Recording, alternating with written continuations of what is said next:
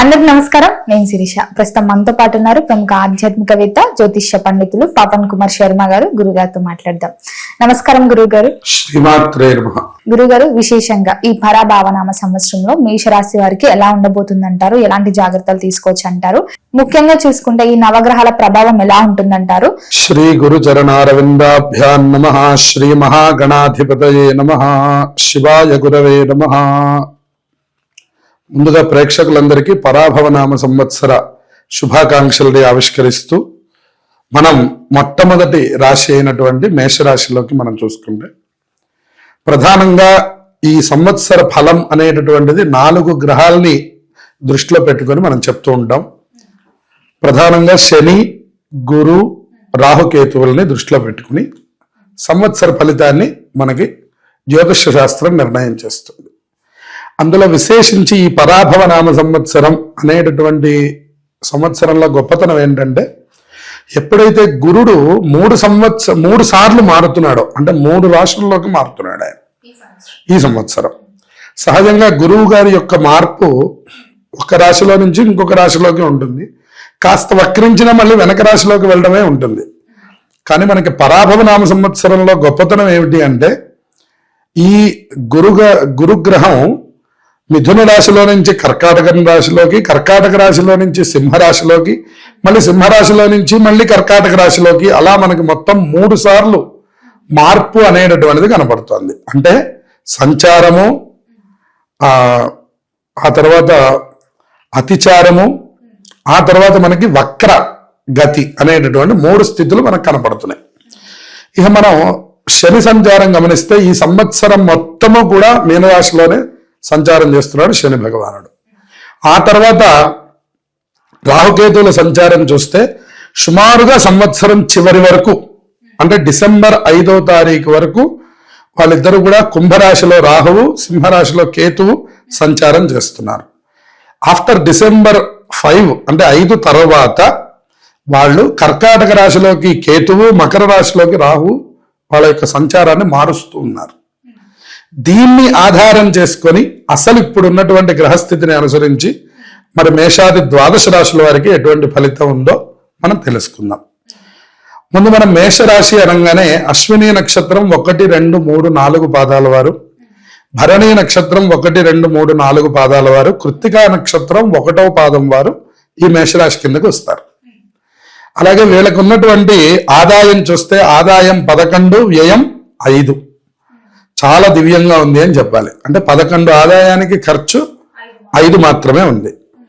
తర్వాత రాజపూజ్యం 2, అవమానం 4 ఉంది.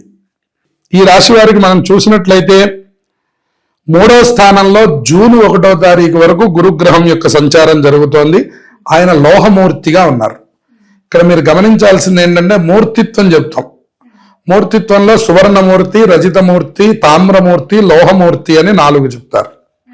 సువర్ణమూర్తి అంటే 100% ఫలితాన్ని ఇచ్చేవాడు అని అర్థం. రజితమూర్తి అంటే 70% ఫలితాన్ని ఇచ్చేవాడు అని అర్థం. అలాగే తామ్రమూర్తి అంటే కేవలం 30% మాత్రమే ఫలితాన్ని ఇచ్చేవాడు అని అర్థం. లోహమూర్తి అంటే 10% అని చెప్పాలి. ఈ విధంగా మనం వాటిని మూర్తి మంత్రాన్ని తీసుకోవాలి. మేము ఇక్కడ మూర్తి మంత్రం కూడా మేము చెప్తూ ఉంటాము. దాని ప్రేక్షకులందరూ చక్కగా గమనించండి. మేషరాశి వారికి గురుడు 3వ స్థానంలో, అంటే మిథున రాశిలో, మేషం నుంచి 3వ స్థానం అంటే మిథున రాశి, మిథున రాశిలో లోహమూర్తిగా ఉన్నాడు. అంటే ఇచ్చే ఫలితం చాలా తక్కువగా ఉందని అర్థం. దానివల్ల ఆదాయం పరంగా, అంటే డబ్బు వాళ్ళు ఎలా ఖర్చు పెడుతున్నారు అనేది వాళ్ళకు కూడా తెలియనటువంటి స్థితిలో వాళ్ళకి కలిగి ఆ డబ్బు ఖర్చు అయిపోతూ ఉంటుంది. జూన్ 2వ తారీఖు నుంచి 4వ స్థానంలో రజితమూర్తిగా ఉన్నాడు. అంటే 75%. దానివల్ల అద్భుతమైనటువంటి సౌభాగ్యకరమైనటువంటి ఫలితాలు వస్తాయి.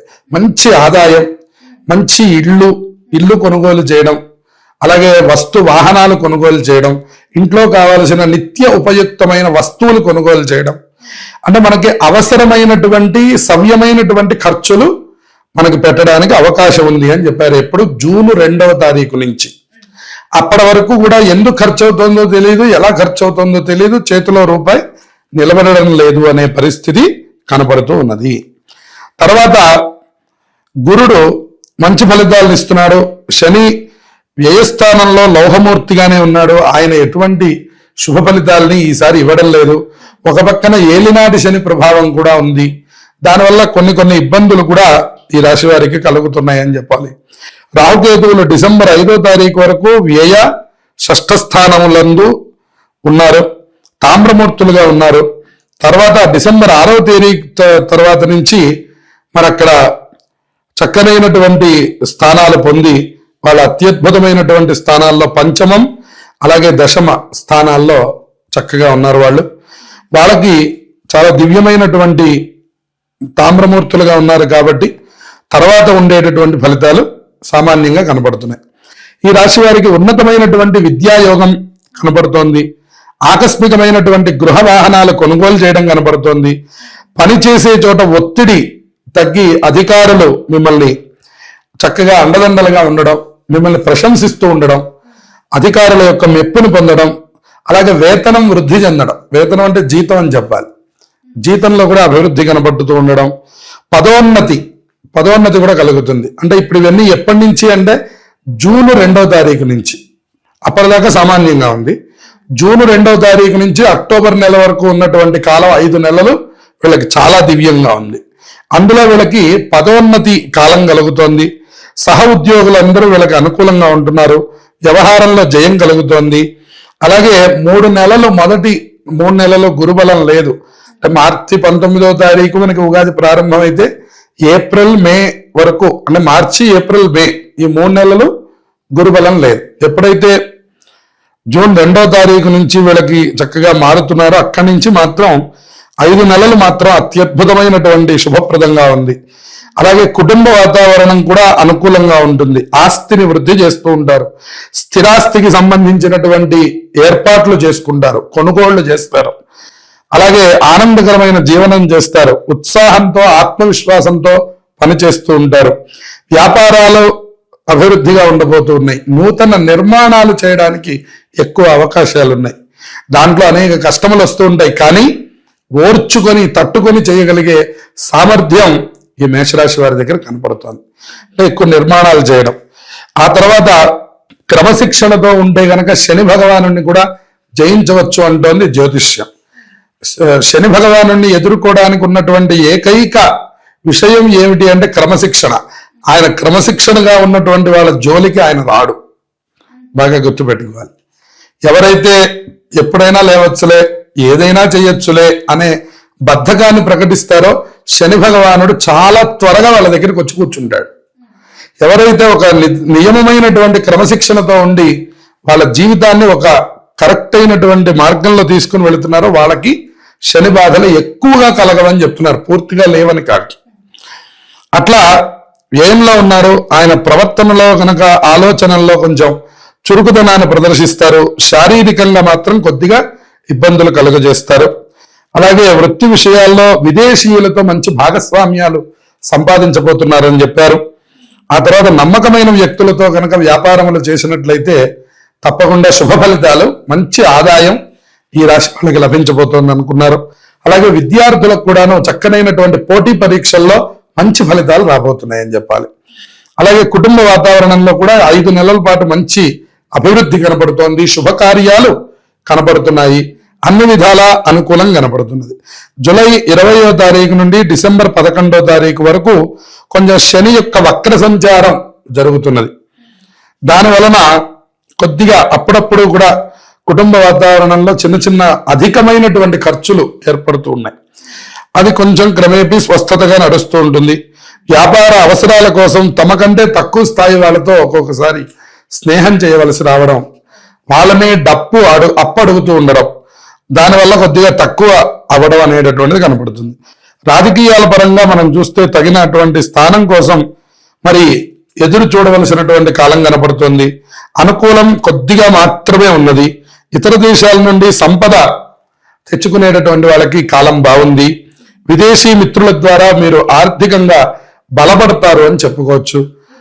విదేశీ మిత్రుల వల్ల విదేశీలో ఉండేటటువంటి వాళ్ళు కూడా ఆర్థికంగా చాలా బలాన్ని పుంజుకుంటారు. అన్ని విధాలా మేషరాశి వారికి సుమారుగా మనం చెప్పుకోవాలి అంటే వాళ్ళకి ఉన్నటువంటి గ్రహాల్లో గురుగ్రహం 5 మాసాలు అనుకూలించడం, శనిగ్రహము కొద్దిగా ప్రతికూలాన్ని ఏదైనాటి శని ప్రభావాన్ని ఇస్తూ ఉండడం, రాహుకేతువులు ప్రథమార్థం అని కాదు, సుమారుగా చివరి నెల మాత్రమే వాళ్ళ మార్పులు జరుగుతున్నాయి కాబట్టి లాభంలో ఉన్నటువంటి రాహు అత్యద్భుతమైన యోగాన్ని ఇస్తున్నాడు. అలాగే కేతువు కూడా అత్యద్భుతమైన యోగాన్ని ఇస్తున్నాడు. మొత్తం మీద వీళ్ళకి చూసుకుంటే మనం సుమారుగా 60% కాలం అనుకూలంగా ఉంది అని చెప్పుకొని 40% మాత్రం ఏలినాటి శని ప్రభావాలు తప్పట్లేదు అనే విషయాన్ని చెప్పుకోవాలి. దీనికోసం వీళ్ళు శివారాధనని నిత్యం చేస్తూ ఉండడం, ఉదాహరణకు శివాలయంలో ప్రతిరోజు అభిషేకం చేయడం, అంతేకాకుండా ఆంజనేయ స్వామి వారికి చక్కగా ఆకుపూజ శనివారాలు తమలపాకులతో పూజ చేయించడం, ఆ తర్వాత ఇంట్లో కూడా వెంకటేశ్వర స్వామి వారి ఆరాధనని చేస్తూ ఉండడం, ప్రతి శనివారం వెంకటేశ్వరుడికి దీపం పెట్టుకోవడం, గోవిందనామాలు చదువుకోవడం. దీనివల్ల కూడా మనోవికాసం అంటే మానసికమైనటువంటి ఇబ్బందులు తొలగి చక్కనైనటువంటి మనోవికాసములు ఏర్పడతాయి. ఆర్థిక పుష్టి కలుగుతుంది. మార్చి, ఏప్రిల్, మే నెలల్లో కొంచెం రావి చెట్టుకు కనుక ప్రదక్షిణం చేసినట్లయితే గురుబలం కూడా ఏర్పడి, అంటే మొదటి 3 నెలలు మనకు గురుబలం లేదు కాబట్టి ఆ గురుబలం ఏర్పడి వీళ్ళ కోరికలన్నీ ఈ సంవత్సరం నెరవేరుతాయి. మరి గురుగారు ఈ ఏడాది మొత్తం రైతులకు ఎలా ఉంటుందంటారు? వ్యవసాయం కూడా అత్యద్భుతమైన అనుకూలంగా ఉంది. ప్రథమార్థంలో అంత అనుకూలంగా లేకపోయినా ద్వితీయార్థం చివరి వరకు 2 పంటలు చేతికి వచ్చేటటువంటి అవకాశం ఉంది. గురుగారు, ముఖ్యంగా ఎవరైతే మేషరాశి వారు ప్రభుత్వ ఉద్యోగాల కోసం ఎదురు చూస్తుంటారు కదా, మరి ఈ సంవత్సరంలో ప్రభుత్వ ఉద్యోగం దక్కే ఛాన్సెస్ ఉన్నాయి? పూర్తిగా ఉండదమ్మా. కాకపోతే ఉద్యోగము అనేటటువంటిది వీలైనంత వరకు మారకుండా చేసుకోవడం మంచిది. కొత్తగా ఉద్యోగాల్లో చేరేటటువంటి వాళ్ళకి మాత్రం అవకాశాలతో కూడిన కష్టములు కొద్దిగా ఉన్నాయి అని చెప్పుకోవచ్చు.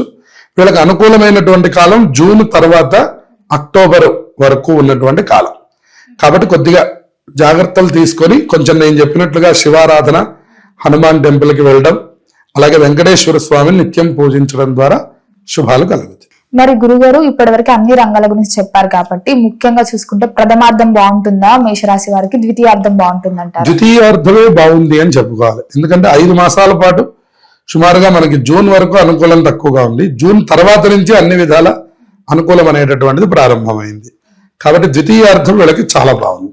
గురుగారు, మొత్తం ఇదే సంవత్సరంలో మేషరాశి వారికి ఎలా ఉండబోతుంది, ఎలాంటి జాగ్రత్తలు తీసుకోవాలి, ఏ దైవాన్ని కూడా పూజించాలి, ఎలాంటి పరిహారాలు చేయాలో తెలియజేసినందుకు ధన్యవాదాలండి. శుభమస్తు.